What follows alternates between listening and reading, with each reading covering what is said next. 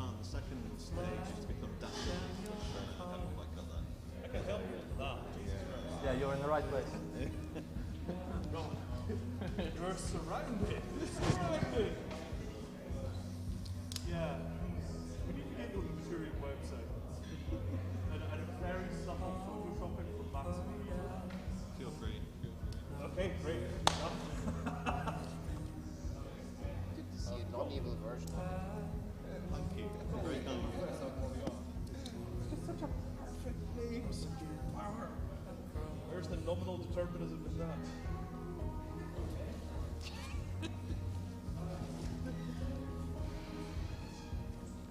Doing some super genius soulful thing. Might have to look that one up. It's a song about a very smart person at the space station. Sitting on the station, polishing your ray gun, you say correlation is not causation. Sounds good. It's got a good bass line. Oh, this is a very excellent bass line.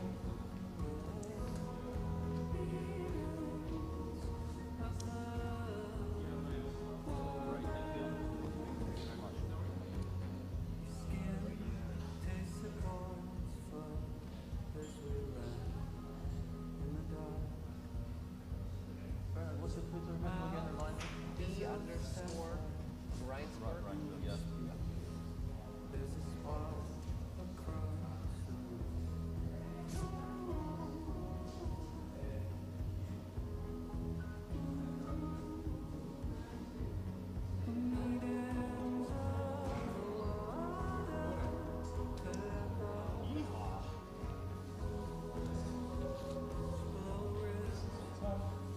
Yes, we should not run out. Should I put that here and just click on it when he arrives? Or maybe I'll have it.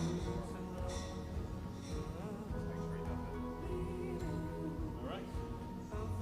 Thomas Barker. So I guess Anton, do you want to warm up and then I will launch into our slides?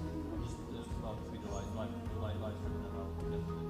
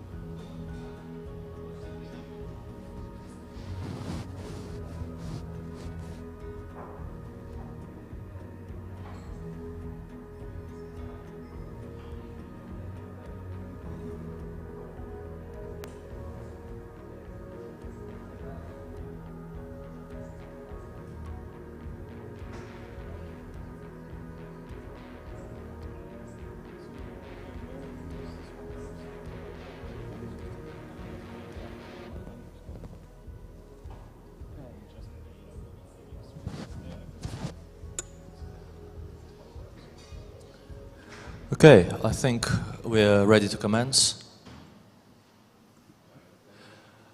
Dear friends, thank you so much for joining us at this event, at this beautiful venue. Mattereum, very proud to be working with Hub Culture to bring you this series of events. And this is our last event at COP26 with the title Green Blockchain, Green Economy.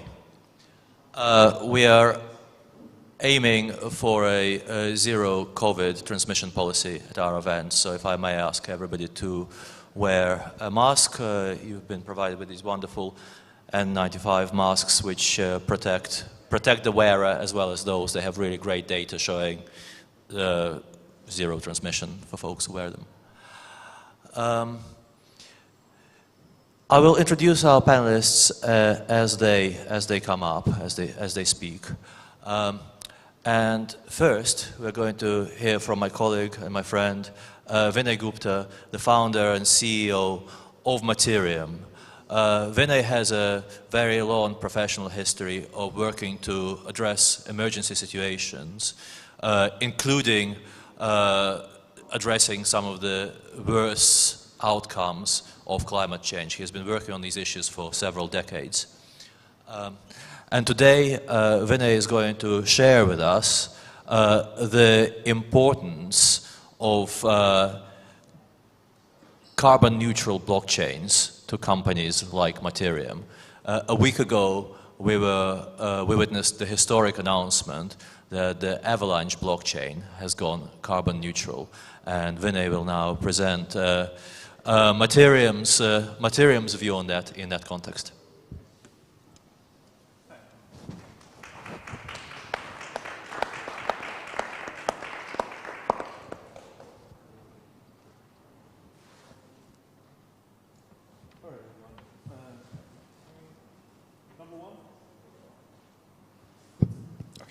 Hi, everyone. So, let's see, do we have okay, great, fantastic. Oh, could we have the slides on that screen as well so I can actually see them as they go by? Otherwise I got no idea where I am. Okay, so, this is going to be a wee bit of a journey. We've presented this set of slides 3 times, and each time there's a slightly different angle. This is going to be brutally more technical than the previous talks, because this is the one that actually really addresses the blockchain technology underlying and how we're using the blockchain.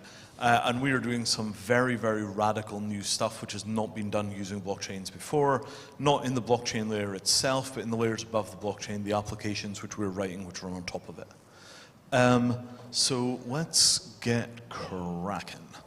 My background, basically noodling around with technology in the 1990s, mostly 3D graphics, couple of world's firsts. Then after 9/11, 12 years in defense, security and resilience, including working directly for the Chief Information Officer of the Department of Defense and the former UK Secretary of Defense. And then I had enough of that, said sod this for Game of Soldiers, and went off and joined the Ethereum team. There I project managed the launch of Ethereum, and then moved on to start Mattereum, specifically as a company to integrate what we call Ricardian contracts, which are smart contracts which are recognizable in a court as a legal contract. So when you move something on the chain, a court of law will recognize that you've done that and will correspondingly enforce the contract. My colleague Anton has done years of work with the UK government to get their understanding of this up to the point where they were able to change regulation to support that model, and we succeeded in that this year with some very, very dramatic expansions of what you can do with the blockchain as a result. Now, the other side of this background is the Buckminster-Fuller thread. Could you raise your hands if you know about Buckminster-Fuller? You know this guy? Oh, that's pretty good, yes.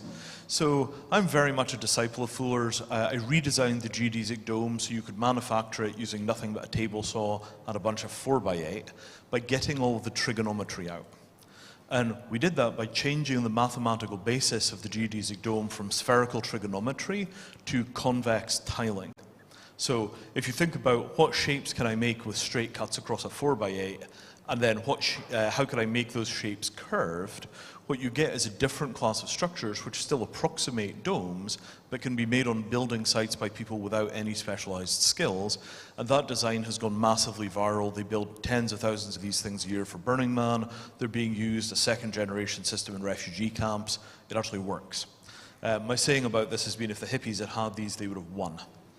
That thread then goes through Rocky Mountain Institute, which is where I worked for a good while, edited a couple of their books, and then through into the era of Bruce Sterling's Shaping Things, another massive intellectual influence who now works with us, and then finally the cradle-to-cradle stuff, circular economy. We're sharing this facility right now with the McDonough team, including the man himself, and we're greatly indebted to all of these people in terms of the intellectual milieu from which this works. This is not the normal intellectual heritage of the blockchain folks. The blockchain folks normally draw this diagram and it goes basically straight back to Ayn Rand, and if you're lucky it will go back to the Scottish Enlightenment economists, Adam Smith and those guys. So it's the blockchain, but it's the blockchain seen through a completely different intellectual lens, building from a completely different intellectual base. This is why we have so much more traction than the regular blockchain folks. So, the goal state is to run the world within the resource limits we have. And The radical way of thinking about this is we take the sustainable yield of the Earth and we divide it by 8 billion. And if you do that for carbon, carbon intensity for average spending is about 250 grams per dollar of GDP. So if you look at your consumer spending, on average for every dollar you spend, 250 grams, this means that you can spend, ideally, $8,000 a year, and that's everything including things like rent. That's kind of sort of what sustainability looks like. And by the way, to get that to be sustainable, you have to move to that standard of living 20 years ago. Today, we've already overshot what is acceptable, and we're well into the process where we have to do active reduction of the amount of atmospheric carbon. We can't just live sustainably, we have to live regeneratively, which means getting the carbon out of the atmosphere. Most of the folks talking environmental stuff don't really make this model quite so damn clear, because when you do make it that damn clear, your audience tends to freak out. And they tend to freak out for very good reasons, because this is a terrifying contingency, right? This is a really, really hard outcome.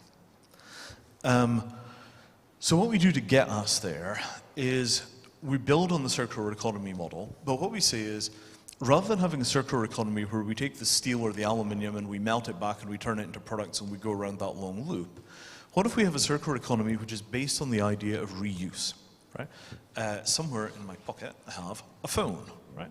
And as long as this phone is bought in perfect condition and has a replaceable battery, so the battery that's in it is in great condition when I buy it, I have very little reason to care whether I'm the first owner, the second owner, or the fifth owner. Right? The specification of the phone is unchanged by the number of previous owners. So if you imagine a hotel in, let's say, Japan, right?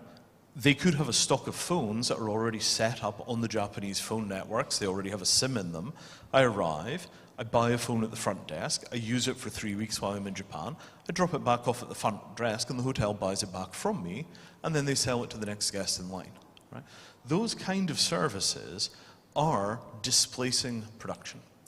Rather than me buying a phone, and it's my second phone, and I put a local SIM in it, and then I leave it sitting in my suitcase the rest of the year, the phone which does the service in Japan is constantly in use in Japan, and I don't have a second phone because any hotel that I go to, I just buy a second phone when I need it, use it, and then drop it off the desk on the way out. That sort of circularity applies to everything. Clothing, furniture, consumer electronics, transport vehicles, all of these things, in theory, could just go round and round and round and round again, and the reason that they don't is economic transactional friction. So the rest of this is going to be about getting down into the roots of why blockchain technology is the answer to reducing the economic transactional friction in second-hand markets to the point where the circular economy begins to actually work. Right. So, the platform. I'm just going to skip over the amount of waste in the world because the numbers are gigantic. They're so big you can't even conceive of them. Okay, so nothing made to be thrown away. The critical part of nothing to be thrown away is that everything that you buy with the intention of selling again. And if you only take one thing away from this, imagining a world where everything you buy with the intention of selling again, this gives you total clarity about how the future has to look. You can't buy things with the intention of throwing them into landfill. You can't buy things with the intention of just dumping them in some charity shop. You have to buy it with the intention of selling it and getting the best possible price. This changes your behavior in two ways. The first thing is you buy things which are high quality so that they will last. And the second is you preserve accurate information about the condition of things so that when you are selling them again, you're selling them with complete information about what the object is so that the next buyer doesn't doesn't lower the price because they can't get clarity about what they're buying. And those two behavioral changes then go back up the process and begin to change what it is that people are actually buying and selling and just how all of those processes work. Here we go.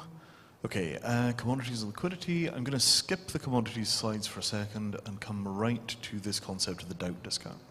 So this thing that we call the doubt discount is specifically that uncertainty reflected directly in the way that these systems operate, right?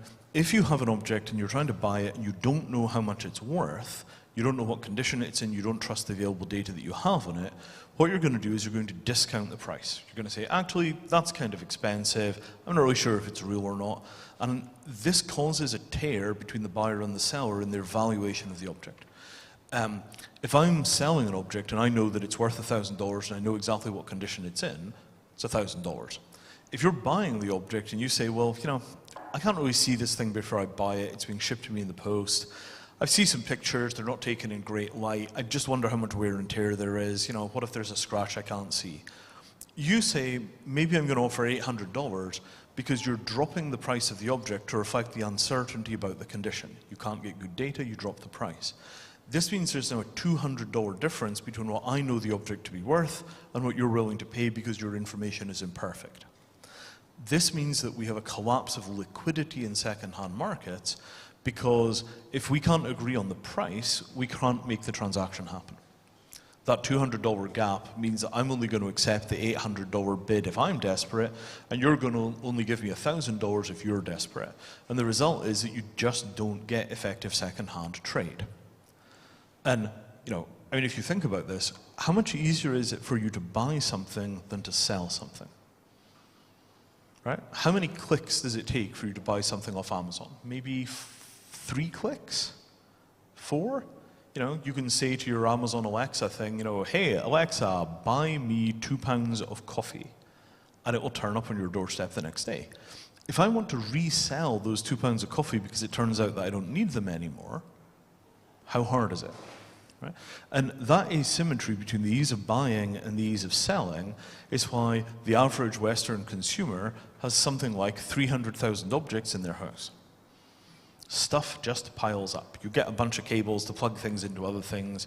You no longer need those cables. You know, the thing that you originally plugged them into is gone. You have no way of reselling the cables. You don't want to throw them away. You might need them some way. Somebody worked hard to make that cable. And now you have a cable monster. And anybody that works in technology has a cable monster in their house. Nobody will deny this, right? And if you're a photographer, it's the same thing with old lenses, right? If you're a chef, it's, you know, whatever weird piece of equipment you have. Hey, Thomas. You know, you just wind up with a whole bunch of stuff. There is a mic there that you should clip onto your lapel. So all of that kind of accumulation of nonsense, it's clogging up the arteries of civilization in a really severe way, and all of it implies massive amounts of new production, which isn't helping anybody. It's literally destroying the climate for no human gain.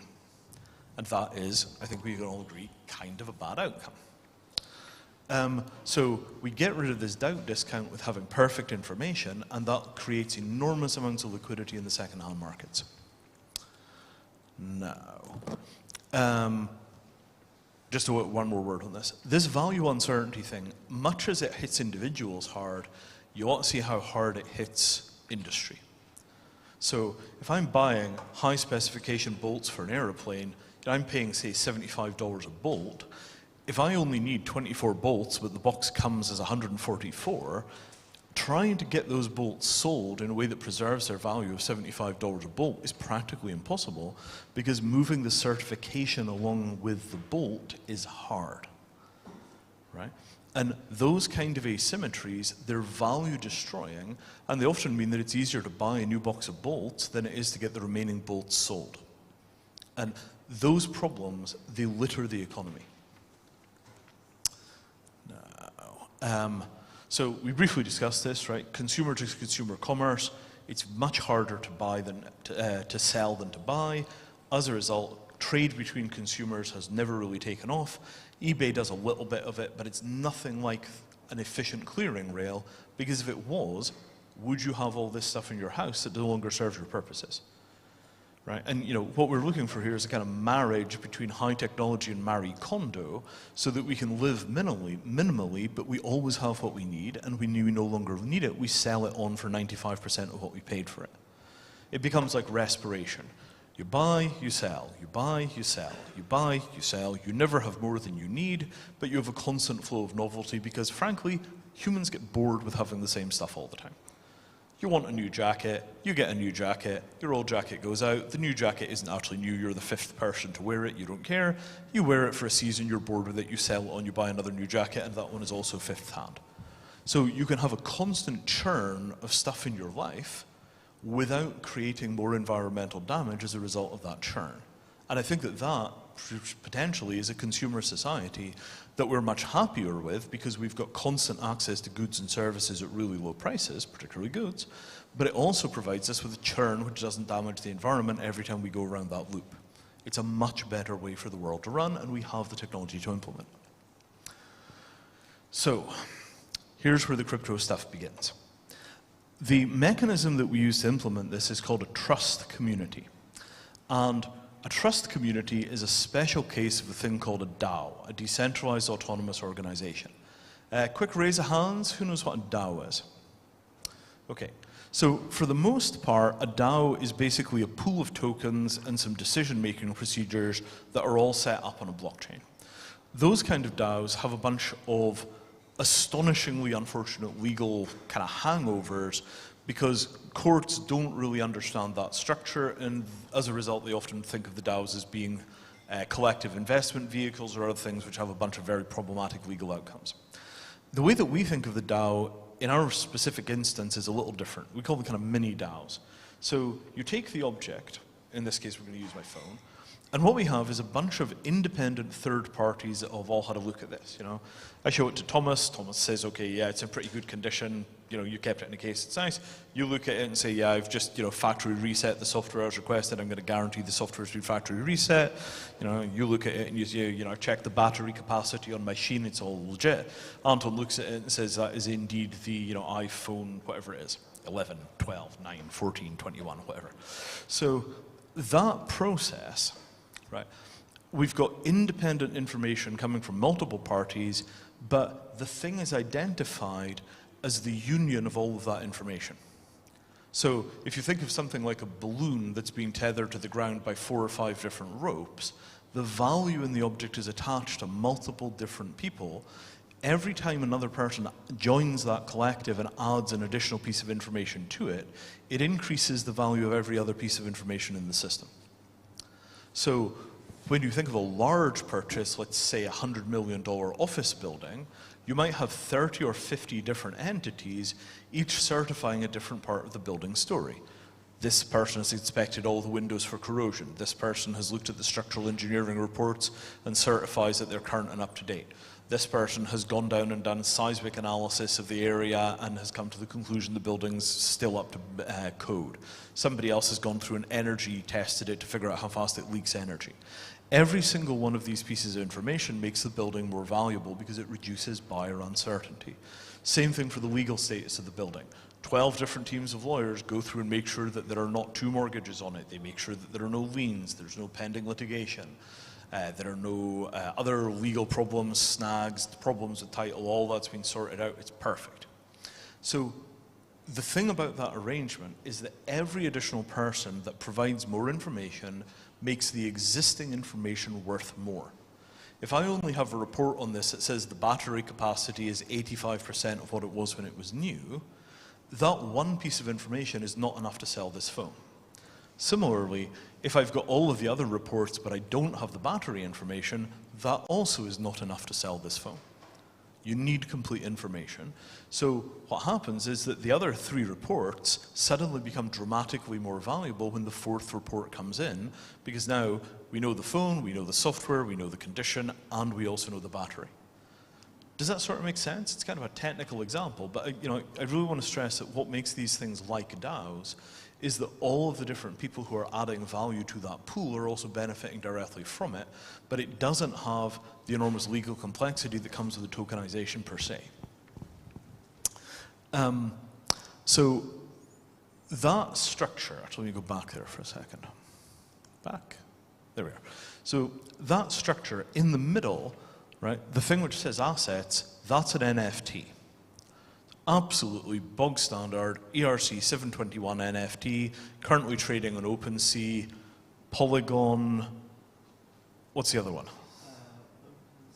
OpenSea. Thank you. OpenSea on Ethereum mainnet, and we also have some things on Venly Market with Polygon.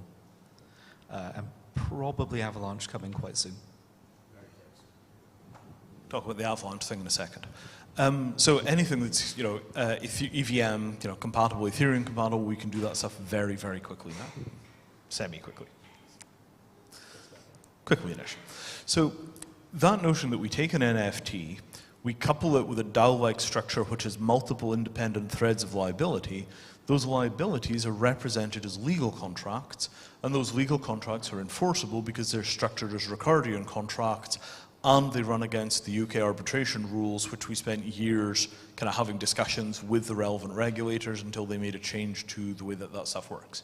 So that stack is a very, very deep stack. It goes right the way down to law, and it travels all the way from this deep legal layer, layer by layer by layer by layer by layer by layer by layer, until it's, it's connected to bang up to date brand new blockchain technology, like, for example, the Avalanche chain, which is now net zero, which was the announcement we made earlier this week.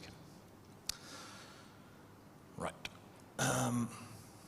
So what we talk about in terms of the knowledge graph is the combined total of all the information that we have about these objects. That's the thing that really generates the value in this scenario. It's our ability to say we understand everything about these objects in depth, and we also understand their relationships to each other. So will this phone connect to this other piece of equipment?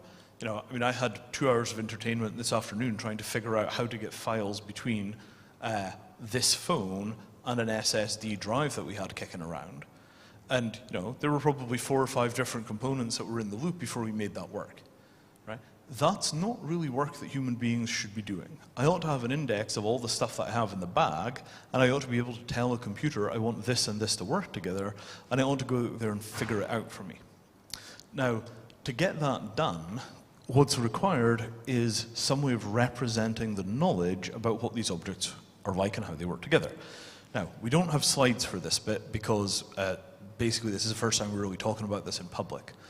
The way that we're getting that done is we're going and we're reviving the ghost of the Semantic Web. Ooh, the Semantic Web. Anybody remember Semantic Web? Yeah, you can see people are already going pale in fear. So the Semantic Web was a kind of late 90s, early 2000s attempt to organize all of the world's documents and all of the world's data using a single common representation, and that common representation was called XML. Right? On top of that, there were then a bunch of layers that were indexing layers like WSGI. Right? So the sort of idea was that you could retrieve information about how services operated like search engines. You could then send them formatted queries that would be able to access the deep knowledge inside of those search engines. And you could map your way around the internet with intelligent agents that would be able to talk to each other to figure out what the other agent did. So instead of your web browser just throwing you web pages, your web browser could have structured conversations with other people's data services. Hey, you're an airline, right? Yeah, I'm an airline. Hey, here's my calendar. Could you tell me when I would be able to fly to Seattle reasonably cheaply in the next 3 months? And it should be on a date when I've got at least 2 friends who are available in Seattle to go and see. Okay, we can figure that out. So that ability to have everything talk to anything and behave in intelligent ways, all of the technology was there 20 years ago. What wasn't there was enough of a business model to push up the complexity hill to get to the other side where those services became real. This is where our friend the blockchain comes in. Because if you can figure out a direct monetization strategy for information as a service, you can then take that monetization strategy, refold it into all of this XML stuff and all the rest of the semantic web concepts, because you can now get paid for providing accurate information which is correctly formatted using these XML standards. And that ability to get correctly formatted information that is accurate about physical things, this is how we solve the cabling problem. I want to connect this phone to an SSD. Every single cable in my bag has an XML file that describes what's on each end of it. And the drive describes its power requirements. The hub tells us whether it moves the power through the hub. All of the little converter doohickeys tell us whether they do power or whether they only do data, and if they do power, how much power do they do. And those interconnected pieces, you can use a computer to figure out whether they join together to make a complete data pathway from one device to another, or whether you're one connector short. And if you're a connector short, it can figure out where you can buy one and it can sell it to you. And that kind of problem-solving capability, it's everywhere around us. It's anything technical. Computers trying to connect to printers, car repairs, moving into a new house and trying to figure out whether your couch will make it through the door. Say that you're somebody that is like, cares about clothes. Do these two colors go together?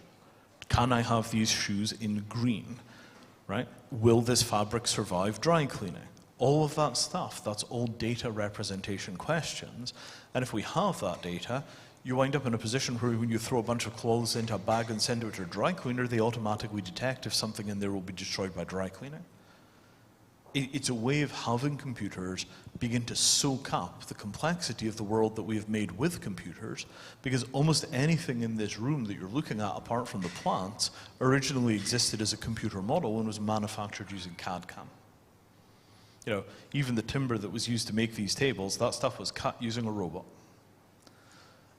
So we have computers for generating complexity, but we don't have computers for soaking it back up and making meaning. This is the problem that's solved with the semantic web. Now, final section. I'm going to skip that. No. Oh, actually, no, I'm not going to skip that. So in this, right, we have a whole set of different structures: Ricardian contracts, immutable storage, force of law, warranties, asset passwords, and so on. All the stuff that we're talking about fits into these asset passwords. That is the place where the data is stored, and that's where all this XML stuff goes. That's where the semantic web is going to be revived. It's going to be revived in the context of describing, using data, the precise condition of an object, which is then being insured with a legal contract. So you have the XML file, you have the legal contract that gives it force. If the file is wrong, or the data is wrong, or the thing is misdescribed, or the information is incomplete, if somebody makes a decision using that data, they can litigate and they can recover their money. And that is how we get the semantic web back. I'm just going to skip that. And just very briefly, we're going to run over the blockchain. Avalanche, it's the blockchain of choice for this kind of work. It's that way because it is now net zero. They have taken it carbon neutral. It's incredibly fast and incredibly efficient. We're very, very proud to be working with them. Publication of what something is, we've just discussed that. Change of ownership records, you get that from NFTs. Very simple, very direct. We all know how NFTs work, mostly. Guaranteed payments, because we've got all these legally binding contracts around. If I'm buying a warranty, I make a payment on the blockchain. As a result, I've got proof that I made the payment, which means my insurance cover starts automatically. This is absolutely critical. And then finally, dispute resolution. We've got all this court machinery in place so we can enforce at the nation-state level. Because you know that we can enforce at the nation-state level, it means that we can then also provide alternatives to litigation, where we say, you know, if we have to enforce this contract the hard way, we can, but wouldn't you rather we did this the easy way? And we've got the machinery for doing that as well. Right. So, final section. The system that I've described is live right now. Right? ERC 721s on OpenSea, being bought, being sold. That is a €500,000 hand axe. Asset passports containing structured data about objects in these legally binding containers, including numbered gold bars. And all this stuff is up and running today. It's all legally enforceable in 161 countries. The assets are in vaults. You buy the NFT, it gives you the right to take the asset out of the vault. In the next phase, we'll start doing all of these services for assets which are not in the vault, and at that point, we're right out in the real world. I should mention the carbon offsetting. Oh, come on, go back. So, carbon offsetting for this kind of material. The gold bars that we're selling have carbon offsets, not only for the issuing of the NFTs, but also for the original mining of the gold. So, if we go back to our friend the phone, previous owner bought 23 tons of carbon to offset the emissions of the phone. They also bought some water offsets and maybe some soaking up of toxic chemicals in disposal offsets. When I buy the phone, I inherit all of those offsets. Now, let me just wind up here. I'm going to skip that for a second. Right. So, the goal, right, is to reboot the circular economy. right? To basically say, right, we've got a new set of technology that wasn't available to the people implementing circular economy 20 years ago. We're going to plug this stuff right into the circular economy concepts, hopefully partnering with a lot of the existing actors in circular economy. And the result of that will be that we can begin to build a circular economy which works for consumer electronics. Right? A world in which phones are literally used until they break. A world in which clothes are worn until they fall apart. A world in which furniture goes through a whole bunch of nice homes who take good care of it, and then when it's finally mangled by kids, it goes straight into student accommodations and lives there for the next 50 years. Right? All of these kinds of models, the data layer is there, the physical objects are there. Zipping the data layer and the physical objects together is a mechanical process that we know how to do in a relatively affordable way, and the more of it we do, the cheaper it gets. So this is not a sort of talk about a far-off futuristic model of the world. This is, we're already doing this for gold bars and fine art and comic books and, you know, William Shatner's personal collection of memorabilia and bric-a-brac. We're already doing it for all of that stuff. Now that we have the carbon neutral chain, we can stop doing it just for things which are rapidly appreciating assets which we're individually carbon offsetting. We can now do this for mass manufactured goods using a chain that doesn't require us to do the offsets because the chain itself is offset. And it moves the whole process of carbon offsetting from action by action by action to simply the infrastructure is carbon neutral and we can do anything we like on it. And that's it. That's where I will stop. Thank you all very much.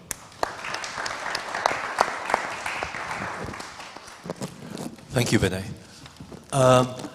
Now we have a pre-recorded conversation which Vinay had with John Nahas of Avalanche, where they discuss in detail how the Avalanche blockchain went carbon neutral. Could we play the video, please? Hi, John. It's good to see you today. Good to see you too. I guess we should start at the very beginning. Tell us who you are and tell us something about Avalanche. Sure, I'm John Nahas. I'm Vice President and Head of Business Development for Avalabs. Avalabs is the firm that created and spun out the Avalanche blockchain, which is a new layer 1 blockchain. Avalabs serves as the licensed service provider to the Avalanche Foundation to support the growth of the Avalanche ecosystem. And Avalanche is a sort of, I don't know, it's been around for what, a year now since the chain went live, a little more? Avalanche went live on the 21st of September in 2020, so it's been about 14 months in a week. So a little over. So, well established, an enormous user base. It's certainly one of the top 10 chains in the world, probably top 5, just depending on your metrics. A lot of users coming on very quickly. Tell us a little more about kind of where it fits into the blockchain ecosystem as a whole, like relative to the things that people are more familiar with, like what is it like, what is it unlike, just where does it fit into the blockchain ecosystem? Sure. In order to do so, let's start at the very beginning. Avalanche spun out of Cornell University. It was the work of our founder, Emin Günsrier, who's a notable computer science and distributed systems professor, has been in the space for many years. And the real breakthrough of Avalanche is the Avalanche Consensus. And I'll take you back in a quick history of consensus. There's only been 3 consensus protocols in the history of consensus, or distributed systems. First being classical consensus. That is what most people are familiar with. Those are the networks that are used by the likes of Visa and MasterCard. They're usually closed systems. They're scalable, they're efficient, and they're fast, and they're cheap, but they're closed. Meaning participants, validators are selected and allowed entry, others are not. The paradigm shifted in 2008-9 with the advent of the Bitcoin white paper and Nakamoto consensus. What the Bitcoin white paper brought to bear is decentralized ledger technology, or blockchains per se. A distributed ledger that is trustless, that is decentralized, but with that and the advent of Bitcoin, you have these blockchains that have been created that utilize proof of work. Bitcoin, Ethereum utilize proof of work. If you're familiar with hash power or computing power, they solve difficult algorithms in order to validate the network. Anybody can be a participant. It's open, it's decentralized, but it's energy intensive, it's expensive, and it doesn't scale. Avalanche is only the 3rd ever novel consensus protocol. Avalanche, as a network, utilizes proof of stake, which I'm sure we'll get into a little bit more. But proof of stake does not require expensive, heavy computing power. It just requires a somewhat basic computer or network participation. Anybody can participate, and you need a minimum amount of tokens to do so. If you do not possess the minimum amount, you can delegate your tokens to a node and run on their validator node. So the network is truly decentralized with over 1,100 validators in less than 14 months of running the network, and that number is continually growing. We are very fast, so we see about 4,500 transactions per second equal to Visa. And we have near instant finality, meaning that a transaction settles in less than a second. Whereas Bitcoin takes up to an hour to settle a transaction, Ethereum takes 16 minutes to settle a transaction. We settle transactions within a second, if not less than a second, and can handle larger volumes. The consensus algorithm behind Avalanche allows for this to be done in a fast, cheap, and sustainable way due to the lower hardware requirements necessary and the utilization of proof of stake. But even within proof of stake, compared to proof of work, which is much, much less energy intensive, Avalanche is at the top of that as well. Yeah, I mean, this is a tricky point for people that aren't computer scientists. I remember sitting down with Gordon probably a year and a half ago, which is the very early stage of the pandemic, and we did about a 3-hour session, and really went through the thing from end to end. And about 2/3 of the way through, it was just the penny dropped, like, oh, this is new. This really changes things. Because I have a distributed systems background going back to the late 80s. When I was a teenager in high school, I got hold of interlibrary loans, basically read everything there was about distributed systems, because Edinburgh was the big, they had the Edinburgh Parallel Computing Centre, and they were up to their eyeballs in transputer, knock-on, and concurrent sequential processes, and I kind of soaked all of that stuff in before I went. And it was the first really fundamental thing that I'd seen that was new, really since the Bitcoin white paper. There was just this moment of like, wait, that works. You could explain that in 3 minutes. It's like everybody talks to their neighbors, you randomly shuffle the neighbors, you do this a number of rounds. And what I want to stress for the audience is, like, in computer science, simple equals accurate equals fast. If you can describe it in non-technical language relatively easily, it probably means that it's fundamentally correct in a deep way. And when you then build systems that way, Bitcoin is simple to explain. You race a bunch of computers, you hand out prizes. So it's a really big deal to have a new consensus algorithm. Tell me a bit more about the kind of parameters of the project, right? So it's in this, the sort of top 10 chains in the world, top 5 by some metrics. Give me a sense of like how many developers are working, either on Avalanche or building products on top of Avalanche. Give me a sense of the ecosystem shape. Absolutely. So the beauty of Avalanche, though, as a platform or primary network, is that it's very broad in the sense of it allows for a lot of development to occur. Certain chains that exist currently have their own niches, right? I like to always say there's your NFT blockchains, there's your supply chain blockchains, your payment blockchains, your DeFi or decentralized finance blockchains. Everybody somewhat has a niche, and that's great. A niche is easy to stay in that lane, but ultimately for the promise of blockchain technology and for distributed ledgers to really take over as a new technology that can encompass a lot of things, you need to have a really strong footing in a lot of different verticals. So the Avalanche network itself has 3 chains currently on the primary network. On one of those chains, being the C chain, that is a smart contracts chain, that's equivalent to Ethereum. It's like Ethereum, but before Ethereum 2.0, which is intended to come out sometime in the future, but keeps getting postponed, we've actually been able to achieve Ethereum, but on a proof of stake network, which is Avalanche. So it's the same Ethereum virtual machine, but faster and cheaper. And on that one chain alone, since launching, we have about $10 billion in total value locked being transacted on the network. We have had 335 projects launch on us since inception, with another 280 in the pipeline currently that are intending to deploy in the next 4, 8, 12 weeks. So any development cycle, as you may know, is about 8 to 12 weeks. We started a real boom in the incentive structure of rewarding and investing in projects and in teams that build on us. So we've seen exponential growth. Our daily active users, daily active wallets, new wallets, daily transactions have all been growing on hockey stick growth. I couldn't give you the actual numbers because what they were yesterday are different than they are today because they've been significantly growing so fast. I mean, I think this is what's so significant about you having taken the entire chain to net zero, because it now means that those, 335 projects are now all net zero. All of the capital which is locked is now stored in net zero form. All the new projects which are building, all new users are coming on. They're coming into an environment where their actions are no longer generating carbon, which is being just dumped into the atmosphere. And the comparison here is that the numbers for Ethereum are like, we do transactions for Mattereum which are 130 kilograms, 150 kilograms, 250 kilograms of carbon per transaction. Versus on Avalanche, where it's just flat out zero. It was cheaper to actually take the chain carbon neutral, net zero, than it was to calculate how much was being used per transaction.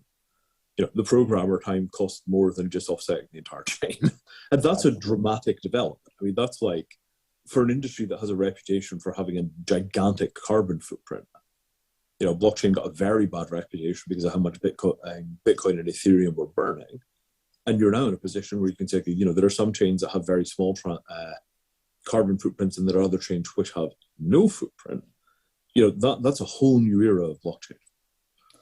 So, I want to take a step back because I know everyone has a very keen understanding of how energy inefficient Bitcoin is. But let's also think in relative terms. Bitcoin as a distributed network uses a lot of energy, right? It uses the equivalent of the city of Las Vegas for the entire year, as much as some small countries. But if you compare it to some banks or Fortune 500 companies that have physical brick and mortar branches and locations and headquarters and the hotels and the flights and all the carbon that those corporations emit, no one has done that study. So I'm curious to see where that is. Having said that, Bitcoin is very hot. And eventually, I think it could reach some kind of lower emissions or offset if it uses renewables, nuclear energy. Right now, processing goes to where power is cheapest, right? It might be West Texas. It might be anywhere else where it is. And it's always going to find the cheapest electricity because that's just the way it is. As electricity and carbon get cheaper or greener, it'll benefit. And I think, to their credit, the Bitcoin community is actively engaging better ways. Having said that, it's orders of magnitude more than what currently exists in these new generation blockchains. So I like to think of Bitcoin as a first generation blockchain. It's the first iteration, it's the first creation. Then you have your second generation blockchain, which is maybe Ethereum, right? So Bitcoin, generation one, you can send and receive value without an intermediary. Generation two, Ethereum comes, still on proof of work. You're able to compute value. There is smart contracts, the ability to program how value transfers, when it transfers, why it transfers, if X, then Y. If I do this, then I get paid that. This can all be coded. There are implications for insurance, for legal aspects, for contracts, for payments, for a myriad of use cases. And since Ethereum, you've seen a lot of chains kind of come up and use some combination of classical consensus or Nakamoto consensus with a couple tweaks to make them faster or cheaper, but nothing's really achieved that necessity. What you see now with Avalanche and some others that are coming up in the third generation of blockchains, I like to say, is a shift towards proof of stake. Within that third generation, though, Avalanche, because of its consensus mechanism, unlike the others in the third generation who are fast and cheap and might be decentralized, they're not as green because they still utilize some older aspect of consensus in order to achieve finality and to close out those transactions. Avalanche, by using a gossip network, is much greener, is much more efficient, and utilizes much lower standards of hardware. You could run it in your house on your desktop if you so chose.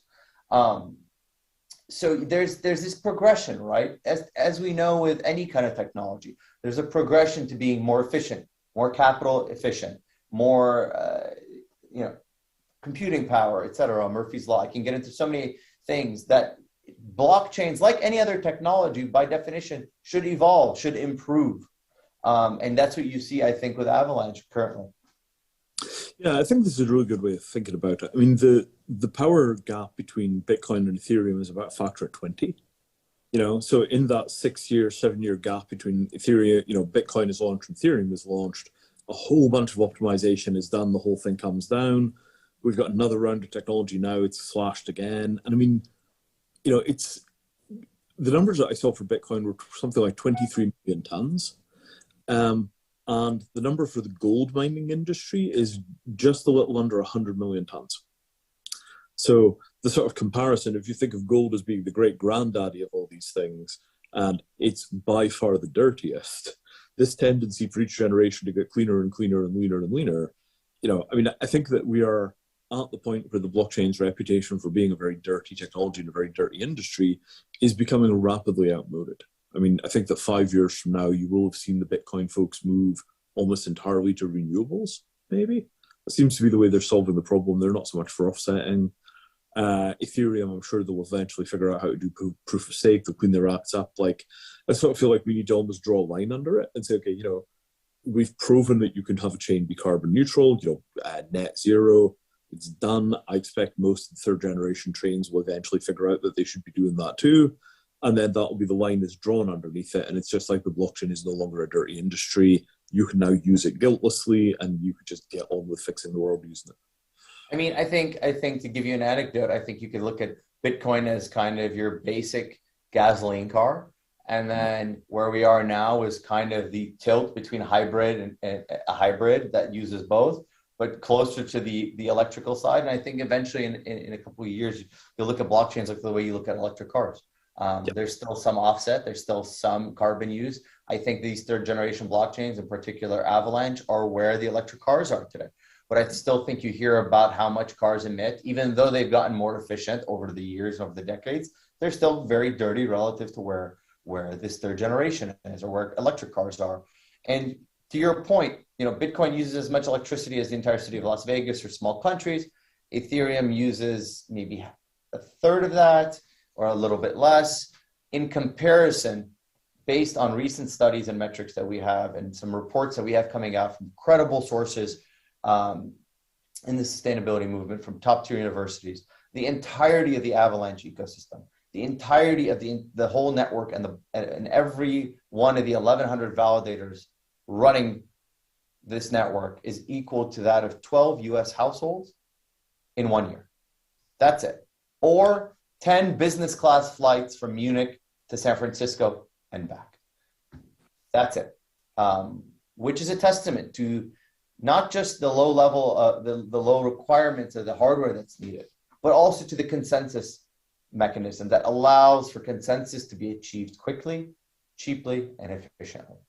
Yeah, it's a beautiful thing because, it's very clear at those levels of energy consumption, you're not burning power to secure the network. The network's being secured with smart rather than with brute force. And, the result is fast, elegant, and clean.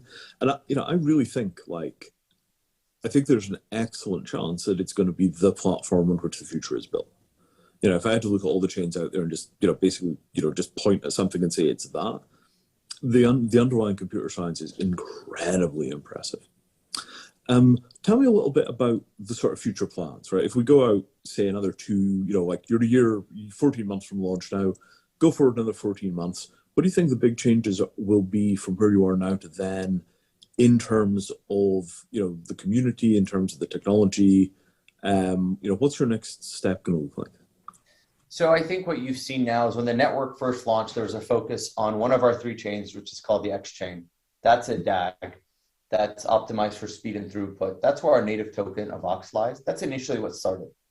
Then you've seen a shift now to the C chain, which is our smart contracts chain. That's the Ethereum virtual machine on Avalanche, where you see a kind of Cambrian explosion of DeFi or decentralized finance applications, NFTs. So the same standard as Ethereum, but think about that. It costs $100 or $80 to mint an NFT on Ethereum, and the amount of carbon is equal to that of a 6-hour car ride.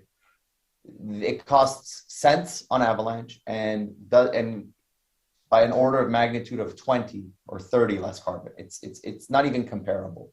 Right? So you've seen that growth there in terms of smart contract adoption, application adoption, NFTs. We've been working with enterprises. The real thing, I think, in a year from now that you'll see a huge growth, and which I think is the sleeping giant more so for Avalanche than anything else, is the utilization of the P-chain where validation and delegation occur. That's kind of the administrator of the network. But the real thing there is under the P-chain, if you run a node with 2,000 AVAX tokens, you can create a subnet or a subnetwork. A subnet is your own chain, either permissioned, meaning closed, or permissionless, meaning open. So anybody can launch their own network on the Avalanche primary network and have it be interoperable. So think about that. Think of it in terms of an internet of blockchains, where different blockchains are all running on the Avalanche network that are interoperable and work with each other. So you can have a public chain running that connects with the C chain and utilizes the smart contracts there for stable coins, for payments, perhaps. If you're an enterprise, whether a financial services company, a bank, a supply chain, a logistics company or in supply chains or whatever it may be, you might want to create a chain, but you're hesitant because you've heard about Ethereum, but Ethereum is a public chain. You don't want your transactions broadcasted on a public network, even if the addresses are pseudo-anonymous. But at the same time, you want control over that. So on Avalanche, you can drop a subnetwork or create your own permission subnetwork. Choose who's a validator. Choose your fee structure. Choose what kind of control mechanisms you may want. Meaning, if you're a US-based company, you can geo-restrict that subnet to US users only or US IPs. If it's a financial services application that is only available to accredited investors, you can have an accredited investor kind of barrier. Or you can have a KYC, AML barrier to whitelist addresses that are tied to people that have passed KYC, AML. Or you might have GDPR considerations for European clients that have to be adhered to within your blockchain. So no longer does it exist where you can either choose to be on a closed chain like a Quorum or a Hyperledger that is closed and not open to the people, or be on a fully public chain like an Ethereum. Think of Avalanche as a public good or a public utility. You can launch your own private blockchain or public chain on the larger chain and run your own transactions. I think with that, you'll start to see the true promise of what blockchain was intended to do, to disintermediate intermediaries, to open up the decentralized ledger technology for a myriad of options and opportunities, whether financial services, logistics, payments, remittances, anything and everything, but with rule sets that still follow current laws, current statutes, current regulations, current things to make sure that good actors are using this technology for good uses. Fantastic. Well, thank you very much for taking the time to talk to us. And we'll let you know how it goes tomorrow. Thanks, Vinay. Amazing. And yeah, congratulations again. You know, the world's first major chain on carbon neutral, net zero. I hope it sets the trend for everything that follows. Yep, absolutely. We appreciate that.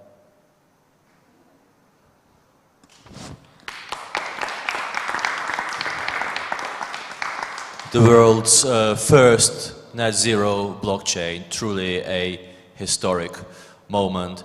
And as our friend and colleague Barbara once said, we are living in the future. Next up, we have Professor John Moriarty. He is one of my oldest friends. We were at university together. I'm very happy that he's been able to join us. He is the Smart Energy Lead at the Alan Turing Institute and a professor of mathematics at Queen Mary University of London. And John is going to talk about ESG blockchain today.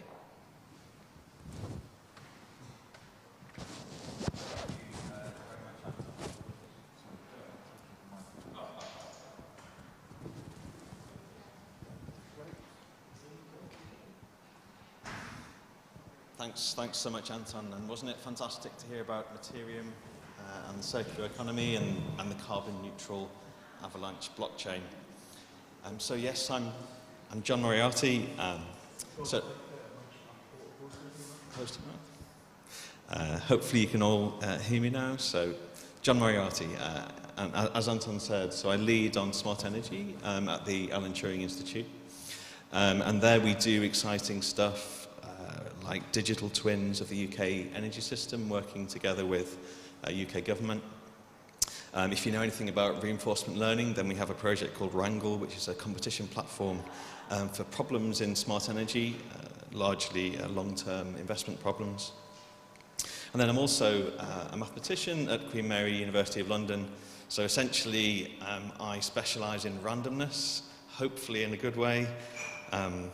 So randomness is important, for example, in electricity systems, because solar and wind power depend on the weather, which, particularly in this country, is somewhat random.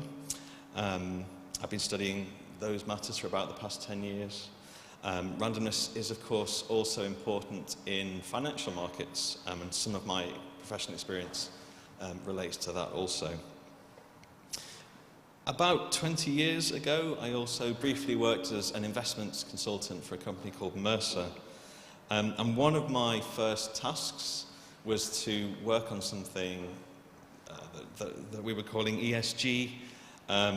We could call this an evaluation of a firm's collective consciousness for social and environmental action. So, of course, ESG stands for environmental, social, and governance. Why would you care about ESG? Well, you might want to have a double bottom line to your resources, to your finances, and care about both financial returns and also environmental and social benefit from the capital which you control. But also, there is research that shows that ESG considerations are actually an intangible asset for companies, which comprise an increasing percentage of their future enterprise value. The story of ESG is that it largely began as an initiative of the United Nations about 20 years ago. And in that time, it's grown to be, I think we can call it a phenomenon. So there's now $30 trillion of assets under management globally in ESG investments. And the idea of, for example, cryptocurrency, ESG, blockchain, ESG, is also starting to gain traction in an investment sense. So I'd just like to throw out the question. In the next 20 years, could ESG investment considerations be driving blockchain in the same way that it's driven conventional investment over the past 20 years? I can remember very precisely when I first got interested in investment. I was 7 years old. I was standing in the post office and I had my national savings logbook, and we updated it for the first time. When I was born, I was given the sum of £20, and I saw we had some high-ish interest rates in my early years, and I saw that added to my £20 was £26 in interest. And this blew my mind. I thought, this stuff is powerful. Earlier this year, my mind was blown again. I was having a chat with Anton and with Vinay. And previously, I had thought that cryptocurrency equals Bitcoin equals dirty, and that I didn't need to engage with it.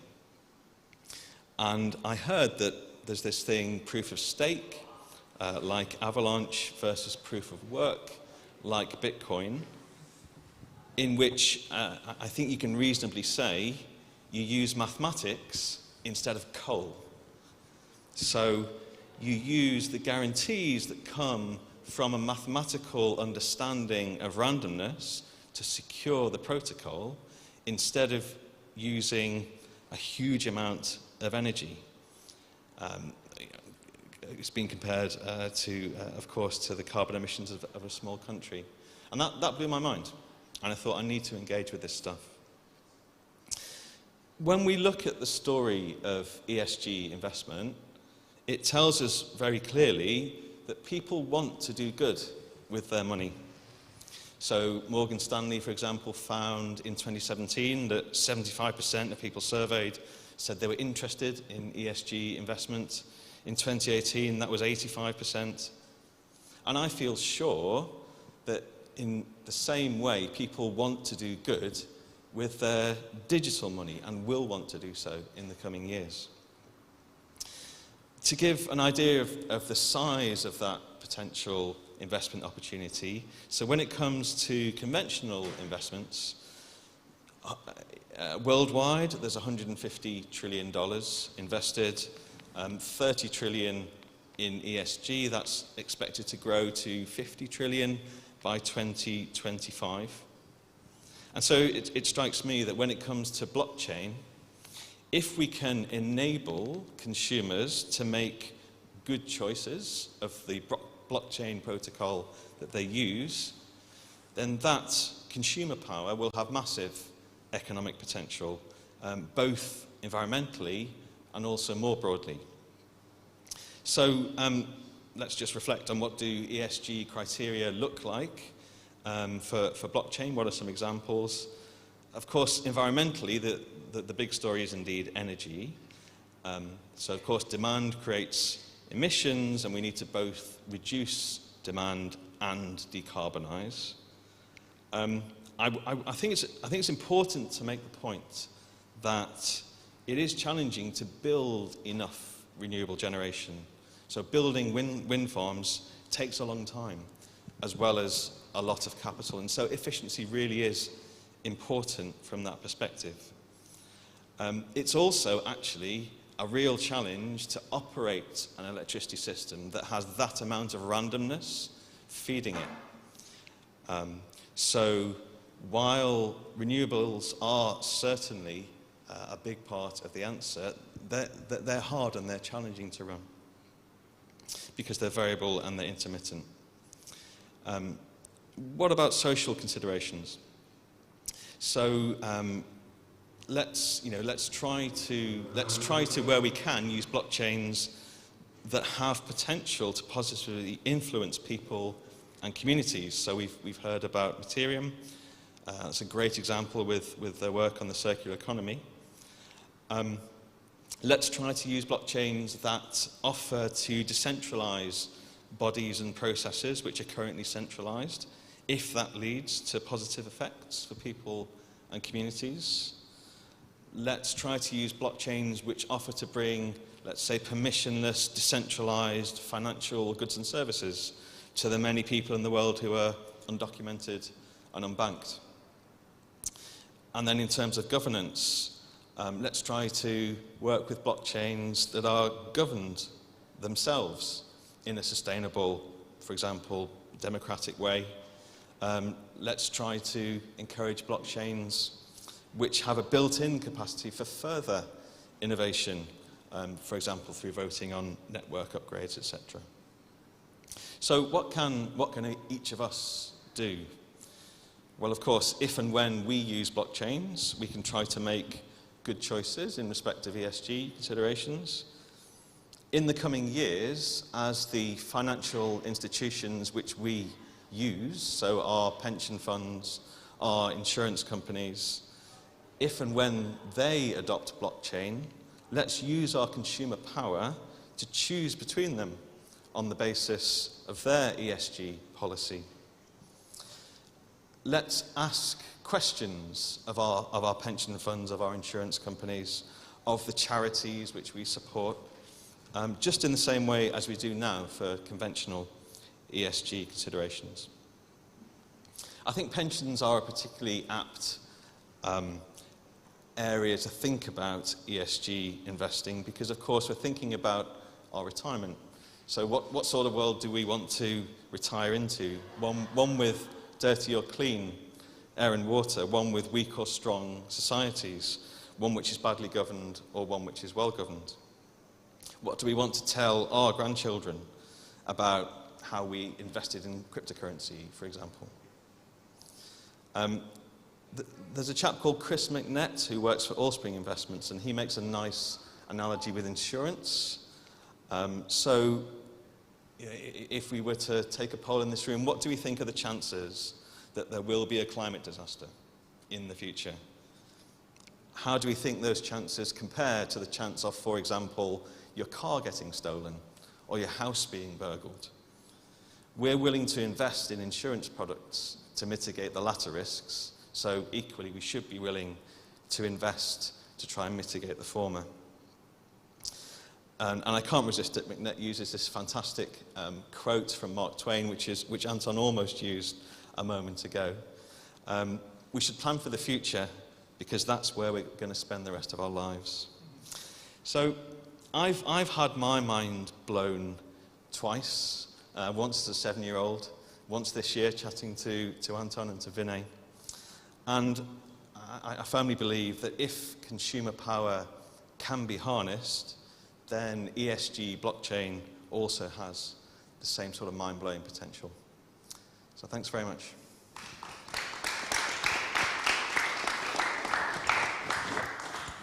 Thank you very much, John.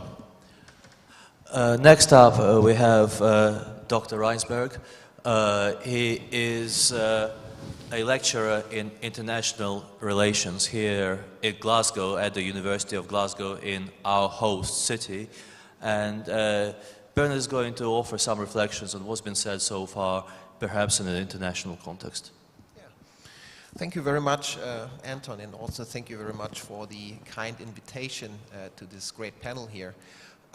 So my keen interest is in global governance. So that's the systems of rule books and the partnerships of actors like states, international organizations, and civil society that uphold these rules in helping to achieve the sustainable development goals. And, you know, climate change, of course, is one big part of that.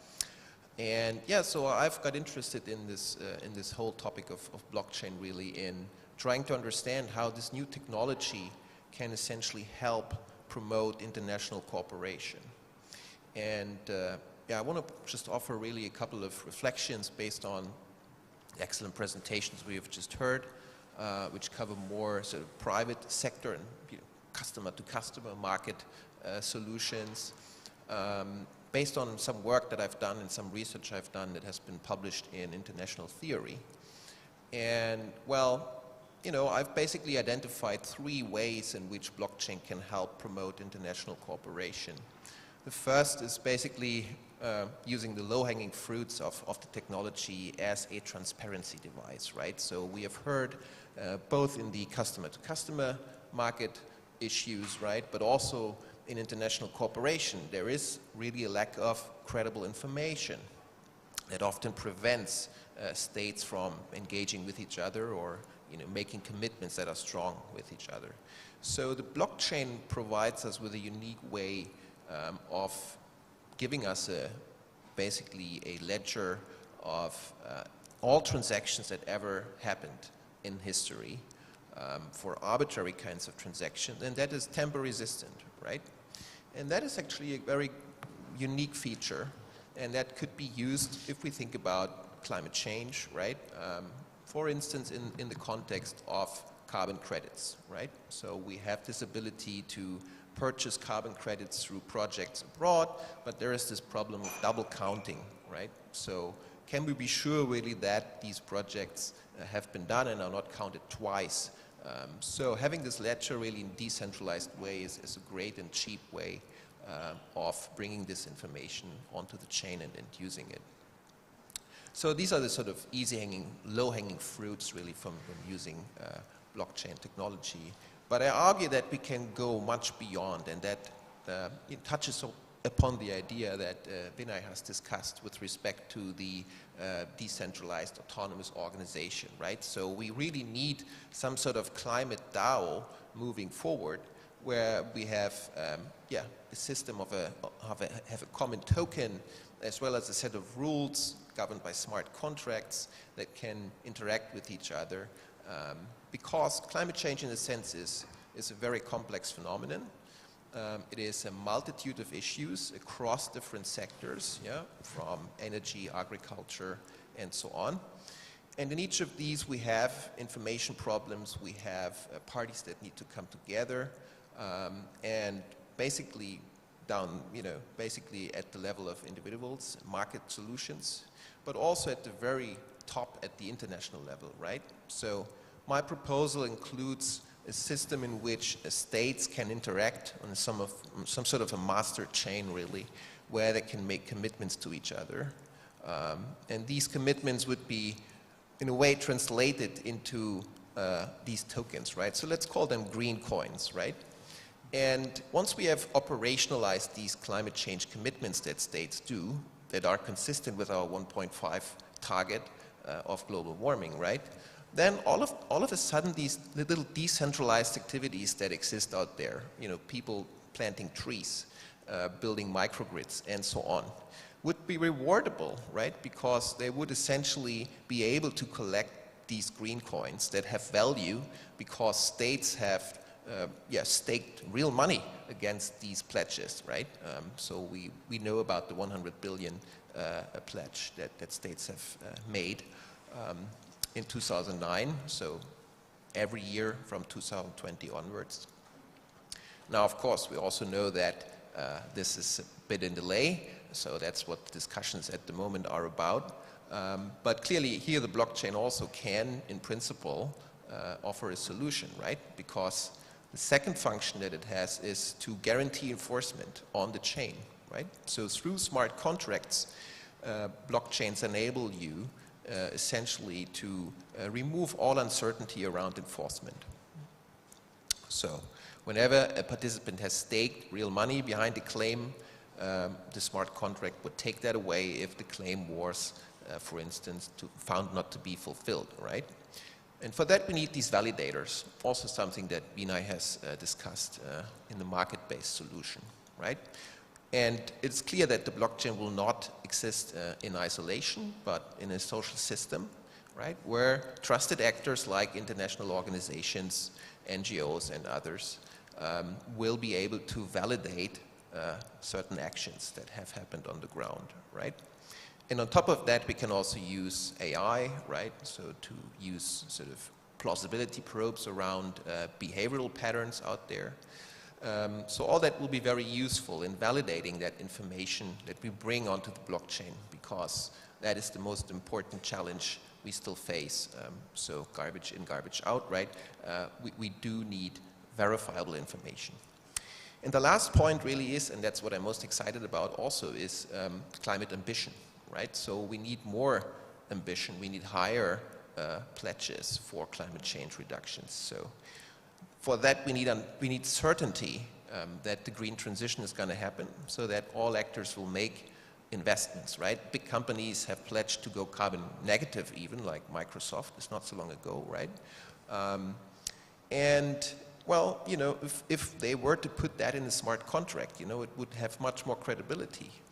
And it'd be an easy way also to organize exchanges, side payments, things like that, which we know can have a positive effect on cooperation, right? So clearly, if we go ahead with the green transition, some actors will lose out, and these are the actors that are most opposed to it, right?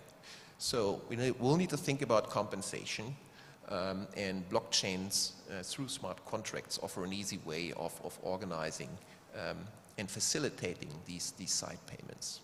So in a way I see three ways now in which that I've outlined in which blockchain can help international cooperation in the area of climate change, but it's also replicable to many other sectors. Wherever there is transactions across borders involved, think about development, trade, where blockchain solutions have already been used. So there's huge potential. And if now, as we have seen, right, there are blockchains that are themselves also carbon neutral and that don't use up energy and not contribute to the problem themselves, I think then we have made a really big step forward. So I'm optimistic when it comes to the future.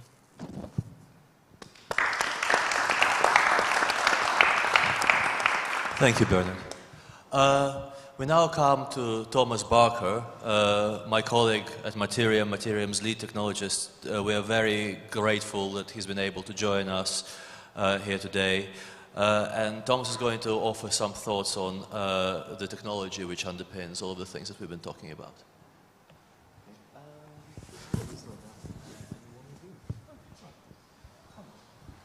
Hello, can people hear me properly? Yes. Great.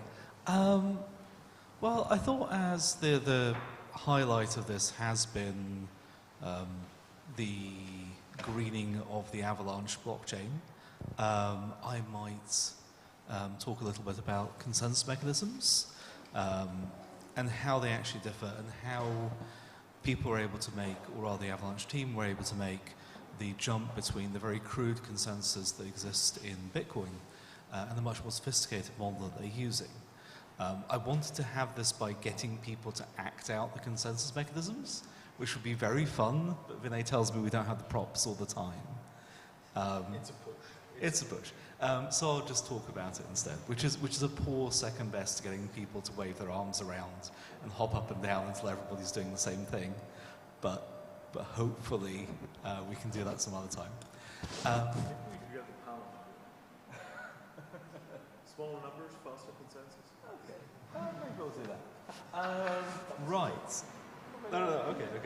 But essentially, if we were going to do that, it's probably a bad idea to do a slide for this. If we were going to do that, for the Avalanche uses a system called Snowball, which is just simply that you get a crowd of entities and they all imitate each other until they reach a tipping point.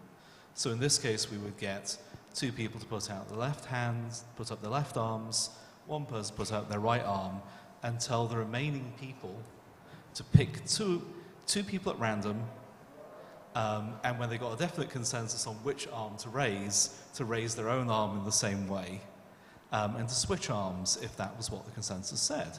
And then providing we're genuinely sampling random people, we'll always converge in on one state or the other. And it doesn't really matter very much which one it actually is, as long as we all get to the same place. It's as simple as that. The Bitcoin algorithm, on the other hand, works roughly like this. Everyone takes out their wallets, you put it on the table, and then you get a lighter. And then you just pull out whatever is actually so random. You can just pull out any denomination of banknotes, and you just set fire to half of it. And the person who has 4 leading zeros on the serial number of their banknote, this may take some time, and it does, who has the first burnt, new, half-burnt banknote with 4 zeros at the beginning of the serial number, that person has won and gets to decide what all the transactions are in. This is actually quite elegant as long as you don't care how much money you're burning. It's very robust. For as long as everybody has a wallet stuffed full of money and is willing to set fire to it, it works incredibly well. Is that what you were going to have them do for the audience participation? If I'd known, we would have done it. I mean, we can probably do Monopoly money and scissors. I'm not sure if the health and safety will allow us to set fire to thousands of pieces of paper. But it may well be. I mean, we're supposed to have very good ventilation here, so, you know. But the reason that Bitcoin originally did this is because basically the model under which Satoshi Nakamoto, whoever he or they were, or she, was operating was one of utter paranoia in which you could not trust the network. None of the participants had any reputation or history.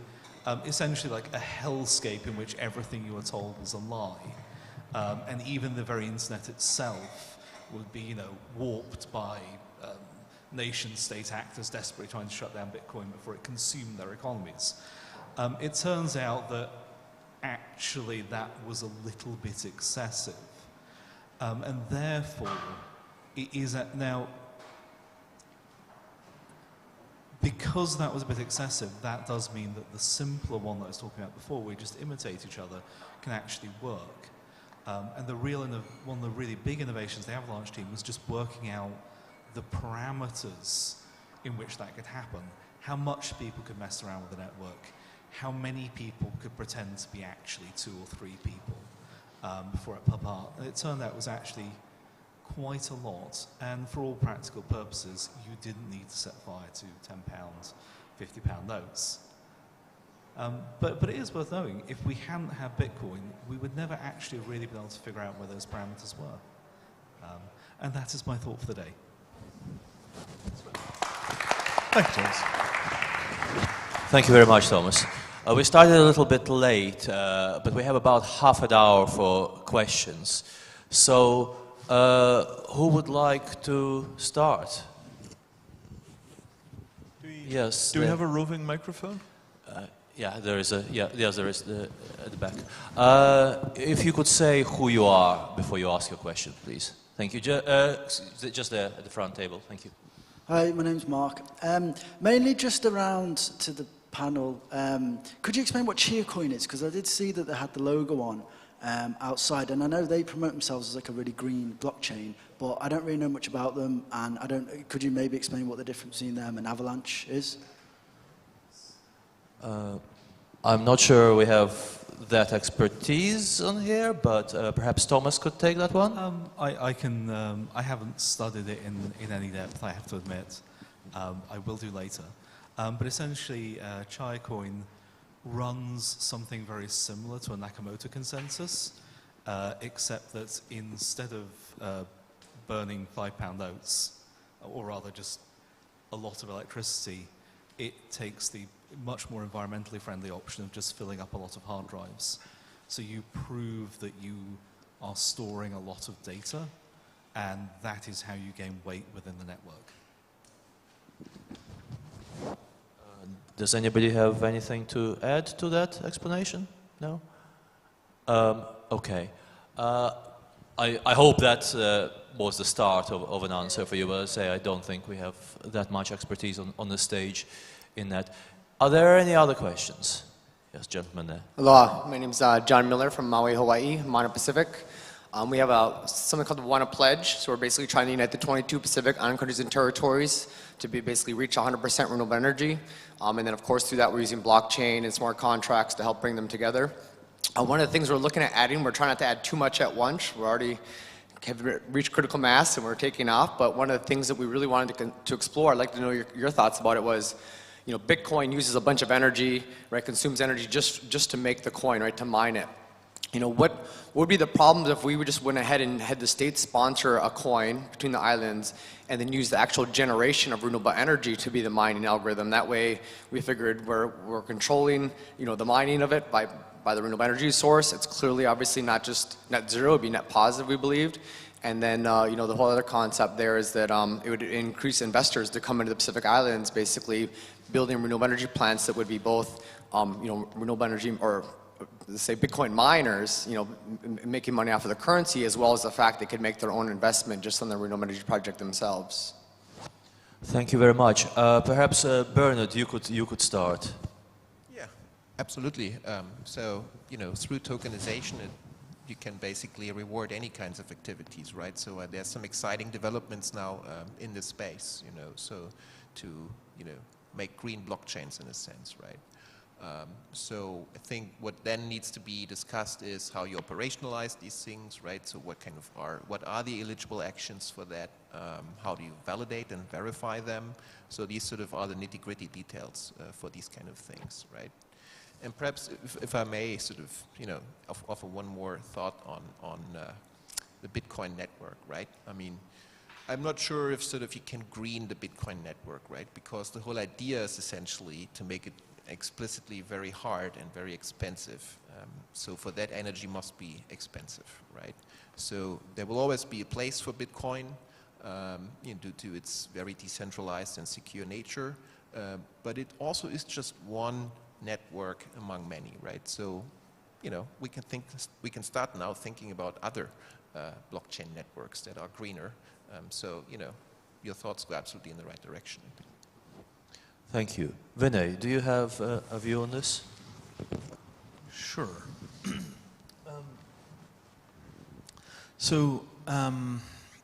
Yeah, I guess let's get out the can opener here. So the question is one of sovereignty. Sovereignty is a common term in the blockchain when people talk about things like self-sovereign identity. Some people use the term sovereign transactions. I think that is generally a fairly poor use of the word sovereignty within its context. But when you're dealing with nation states, particularly nation states which are being potentially driven out of existence by the irresponsibility of our energy production system, broadly, the prospect is that they can use their sovereignty to affect global change, because one flag is exactly the same as another when it comes to the ability to do things like issue currency. So we've seen this recent attempt to turn Bitcoin into legal tender in, I want to say, is it El Salvador? I think El Salvador, right? So, you know, one state says, okay, we've declared this is our legal tender. You other states don't have the right to override our sovereignty and tell us it isn't. And it's recognized now by international treaty that this is our legal tender, and you have to recognize it as such in your systems, or you're breaking the treaties by which states recognize each other's legal tender. Now, I don't know how that process is going to go, and whether they're going to be able to get all the way down that process or not. But certainly they're making it very awkward for people that don't want to think of Bitcoin as a currency, and this changes things like tax status.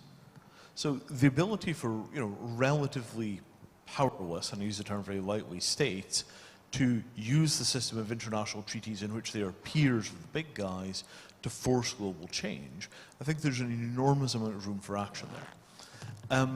Backing currencies with renewable energy generation is certainly not an unreasonable thing to do, but if you have a state, why not just back the currency with your sovereignty, right? Or if you wanted to be really experimental, and I'm suggesting this off the cuff, in the event that these states truly are washed out, the damages will be enormous, and one could potentially tokenize those future damages and then allow people to basically buy the risk that these states will sink as a way of financing work to make sure that they don't. Right? Those kinds of things, this is the sort of last-ditch situation that a lot of the low-lying island states are in. They have very little to lose, and aggressive use of their sovereignty and aggressive use of the international system, close reading of treaties, figuring out what their rights are, what they can and can't do, I think there is an enormous opportunity for them to, you know, draw attention to their plight and cause general chaos in a way which will gum up the international works to the point where people pay attention to the problem. I think there's a ton of room for this kind of work. And I mean, I don't want to be too cold about this, but what do they have to lose? It's a thought. Thomas, what about the technical implications of that question? I mean, I could go on for a long time, and I'll try not to, because it really depends on what you want to do.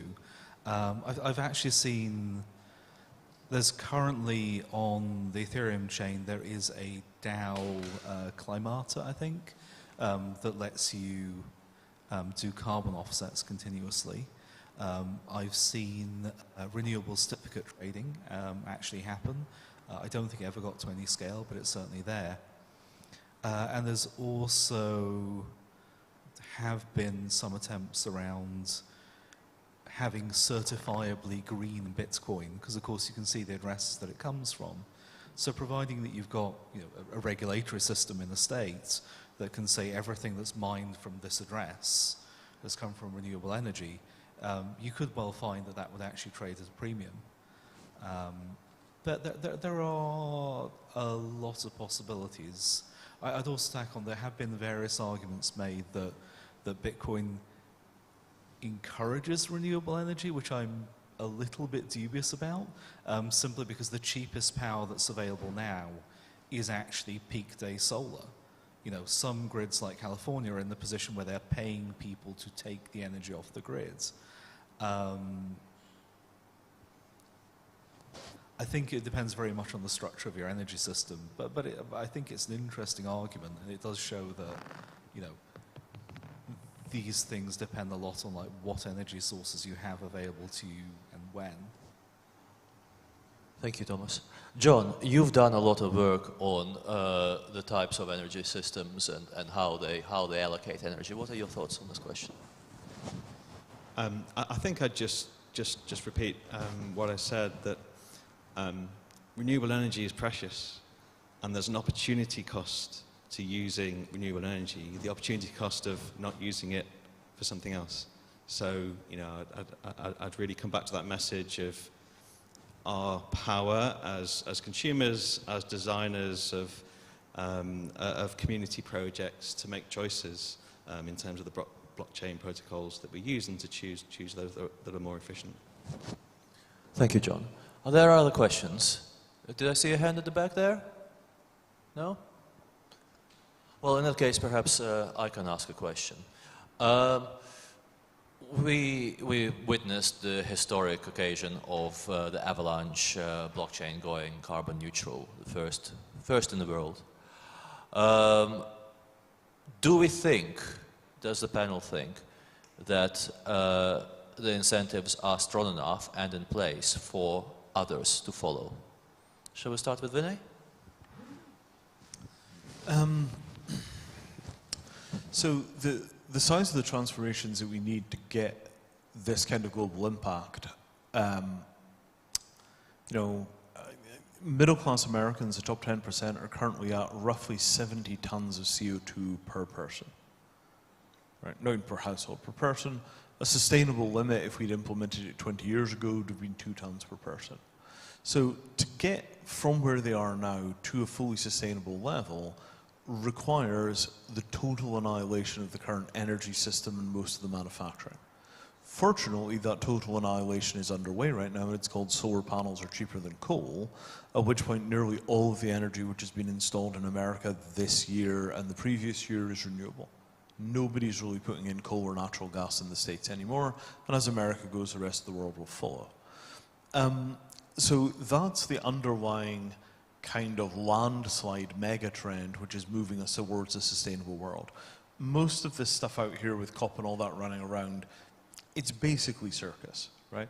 You can accelerate the transition to a renewable world by putting a price on carbon. That simply makes carbon more expensive. It accelerates the transition simply because you take situations where coal was kind of sort of holding its own, and now coal, well, you can't really afford to run the coal plant and pay the carbon taxes, you just shut the thing down. The harder questions are sort of then what, right? Like getting into a world where you have, solar-powered robot chainsaws that are felling the remaining of your forests, and the hyper-consumption runs on, but it's now all solar-powered. That's sort of the next wave that we're going to hit, right? Even as you begin to get some kind of a grip on the energy problem, the next problem right behind that is the land use problem. And that is the one where there is no easy fix, right? Mass vegetarianism, clean meat, the rest of that stuff is the best shot we have on land use.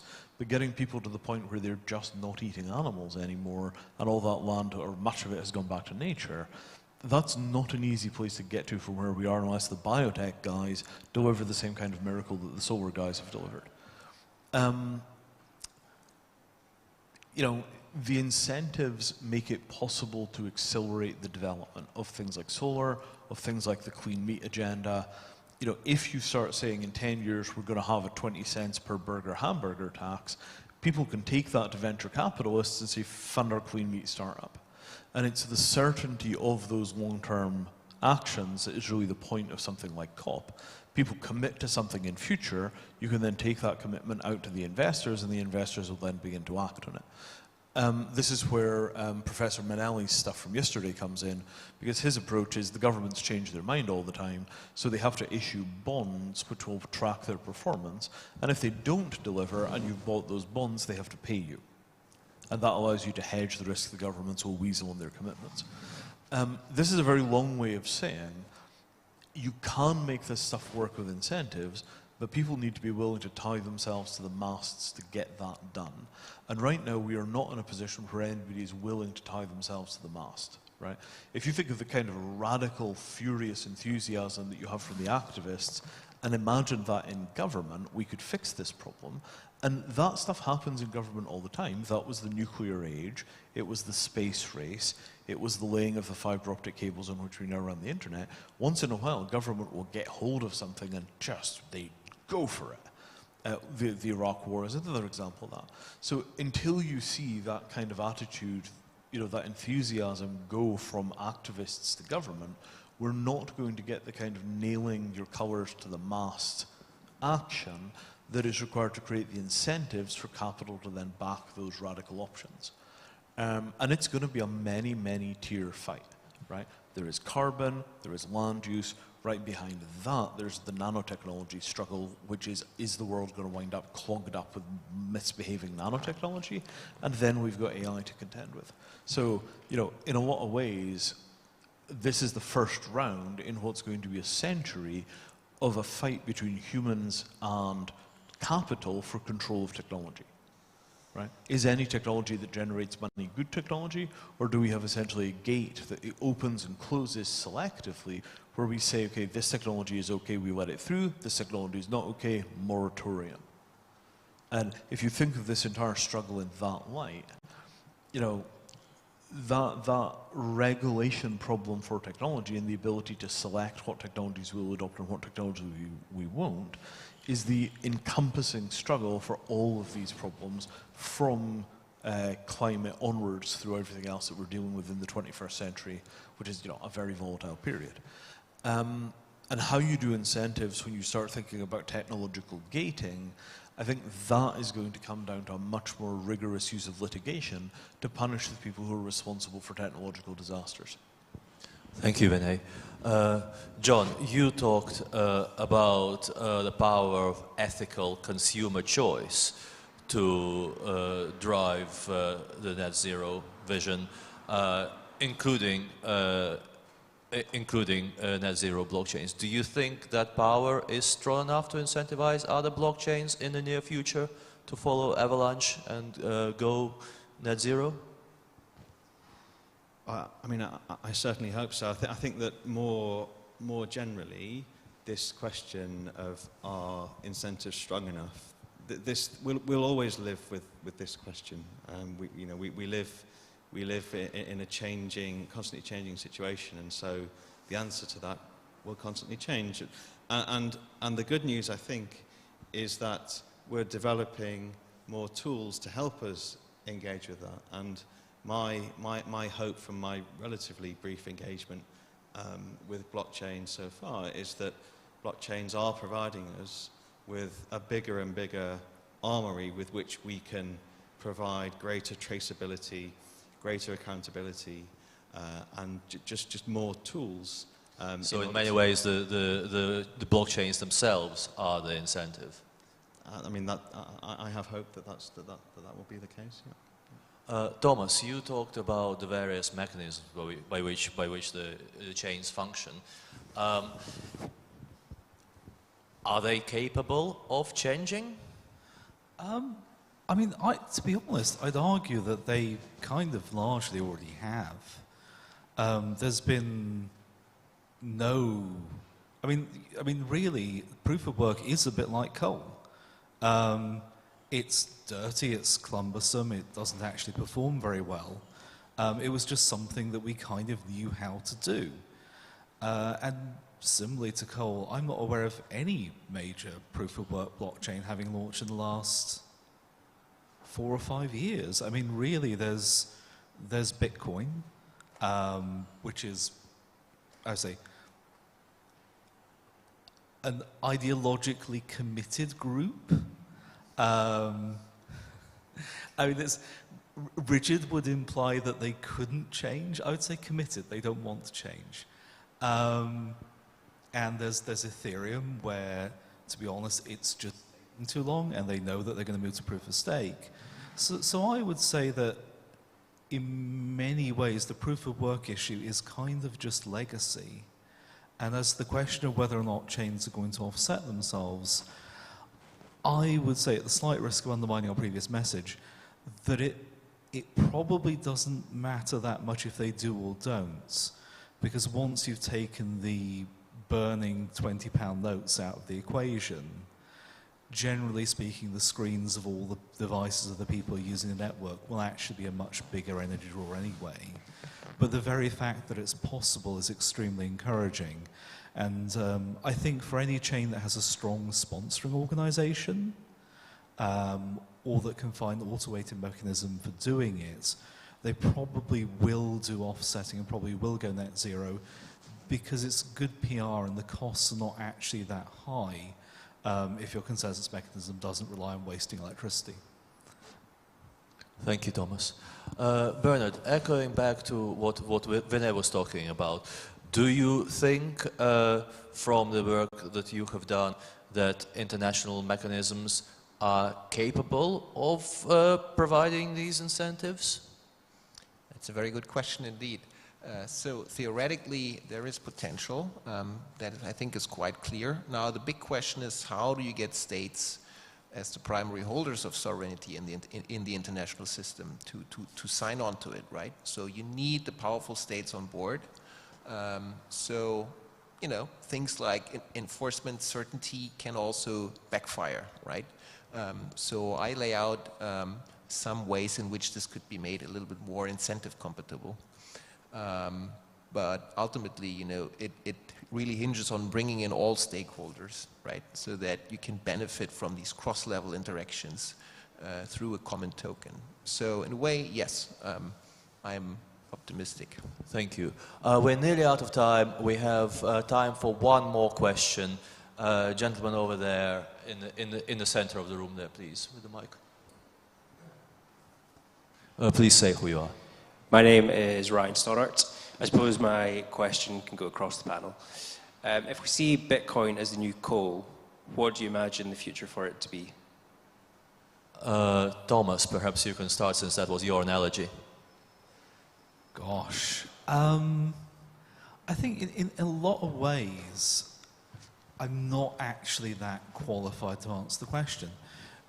Because as a pure cryptocurrency, I mean, the future of Bitcoin really depends on what happens about the price. And I think that is something that has long since ceased to be decided by people who write code for a living. I mean, the question of whether or not Bitcoin persists is probably a question of whether or not the crypto ecosystem as a whole actually matures. I think for as long as it's all a question of number goes up, Bitcoin is a very, very, very, very strong brand in that. It's something everyone's heard of. A non-negligible percentage of the world's population hold it, even if it's not very much. We'll carry on. If we do get, you know, the hard rain that washes away the false solutions from the streets, as I think Vinay's been alluding to, then I would imagine that the Bitcoin would probably just slink away like the altcoins. Although, generally speaking, any time that I've said something disparaging about Bitcoin, it's just gone up. And it's very hard to tell. Thank you, the Thomas. Lightning Network is very interesting. It might have a bit of resurgence. Thank you, Thomas. Bernard, what does the future of Bitcoin and other chains look like? I think this comes right back to the question of the blockchain governance, right? So to what extent is there an evolution possible in the hardwired rules through which the blockchain rules evolve, right? And I think blockchains will have to demonstrate that they can deliver on their promises and, you know, offer shared prosperity for everyone. I think that is the best insurance against extinction. Thank you. John, what are your thoughts? Well, I guess one way to think about the question, if Bitcoin is the new coal, what will happen to Bitcoin? Well, what is happening to coal? So we've seen massive divestment from coal, and we've seen commitments in the past week or so by a lot of countries to end new coal projects. And so, you know, if there's been talk about political will, if there is the political will, or if there is the consumer will, then, you know, it's clearly possible that Bitcoin could go that same way. Thank you, John.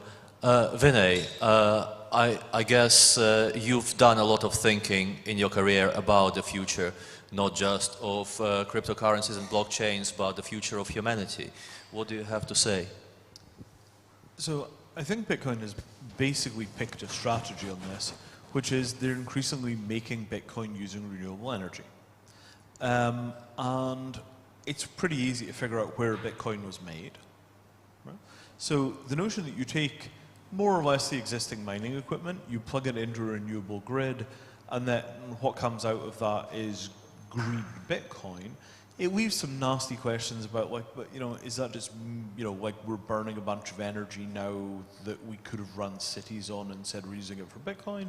But, you know, Bitcoin's total consumption is about the same as the city of Las Vegas. Okay, globally we're wasting like a Las Vegas's worth of renewable resources on Bitcoin mining. You can live with it, right? And the comparison here is probably coal, coal to gold, right? Gold mining is on the order of 100 million tons of carbon emissions a year. Bitcoin's on the order of 20 million, 23 million. So you sort of think, like, if we could tolerate the gold industry, we could probably tolerate Bitcoin running on solar panels. So I think that's how they're going to get out of the current environmental trap that they're in. You'll see a lot of people getting whacked pretty hard with, oh, your Bitcoin is dirty Bitcoin, that was made with coal power, that's really terrible, we're not touching your coins. And so what you'll get is a kind of soft fork, where there's just an increasing stigmatization of coins that were made using dirty energy and an increasing privileging of coins that were made using clean energy. And I think the American Bitcoin mining that is happening now, because the Chinese have gotten kind of pushed out a little by their government, a lot of that is coming online as green Bitcoin. And, you know, is that as green as you could get? Well, you know, you're burning a lot of energy, but at least it's renewables. It's not a great thing, but it's good enough for Bitcoin to be able to survive even in a world that is much more aggressive about CO2 emissions and green issues in general. And I think they'll square the circle that way, and that's how they'll get by. I think the bigger problem is that it's expensive to use. And the high transaction fees that were on Bitcoin and are on Ethereum and that kind of stuff, I think the push to get transaction fees down, because people are using these currencies in the real world to make real payments for their, you know, rent and coffee and shoes and so on, I think that is going to be the thing that really puts pressure on Bitcoin. And again, this is where the question about the Lightning Network's viability comes in. You know, we'll sort of see what happens. Yeah, I mean, you know, you don't want to short Bitcoin. Thank you very much, Vinay. Well, I think that concludes our event. We are out of time. I'd like to once again thank our panel, Professor Moriarty, Dr. Reinberg, Thomas Barker, Vinay Gupta. Thank you so much to the Hub Culture team who have hosted us here. Thanks so much to the Mattereum team who have enabled these events to run so well and so smoothly. Thank you, Andrew. Thank you, Katie. Thank you, Jeremy. Please come and talk to the panelists after the event. We have a space upstairs for doing that. Thank you again for joining us. I hope we will come away with new ideas, new solutions, and a renewed vigor to do something positive. Thank you.